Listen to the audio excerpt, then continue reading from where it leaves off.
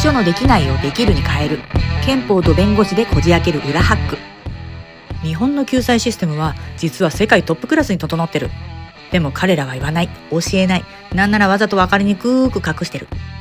給付金の申請期限が異常に短いのも偶然じゃないの。最初から給付する気ゼロっていう行政の傲慢な意思表示だから。彼らは国民が諦めるのを待ってる。でもその期待を裏切るのがこのチャンネル。なんだ。ここで前回の動画に寄せられたまさに選手と呼ぶにふさわしいコメントがあったのを紹介するね。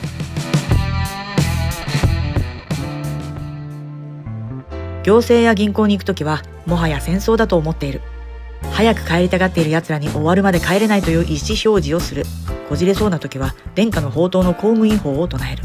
人生はやるかやられるからって。まったくだよね。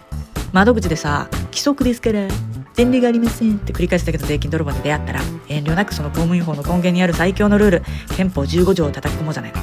憲法はそのための武器だよ。まず知っておくべきは憲法第25条。すべて国民は健康で文化的な最低限度の生活を営む権利を有する。つまり生存権がある。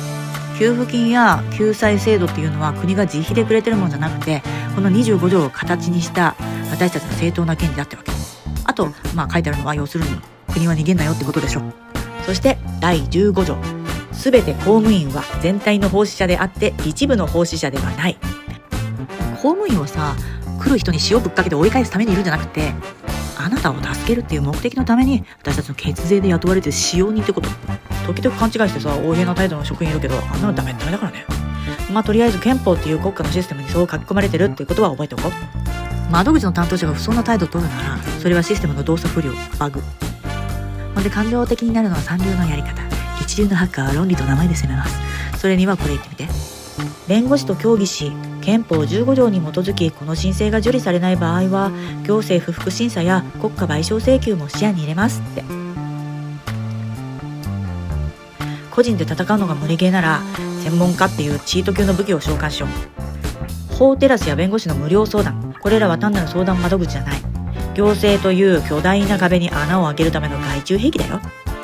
15条で公務員の義務を思い出させたら、次は25条でこっちの権利を叩きつけるのもよし。じゃあ仕上げはこんな感じかな。弁護士さんと相談しました。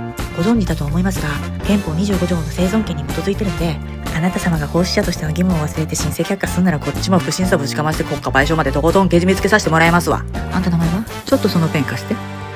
これくらい言っていい。いや、言うべきなんだよ。知識は武器。そしてルールを知る者がこのクソゲーを制する。この国は国民主権。つまり主役はあなた。うんぞり返ってケツかいてるあいつらじゃないの。ずぶとく強くなれ。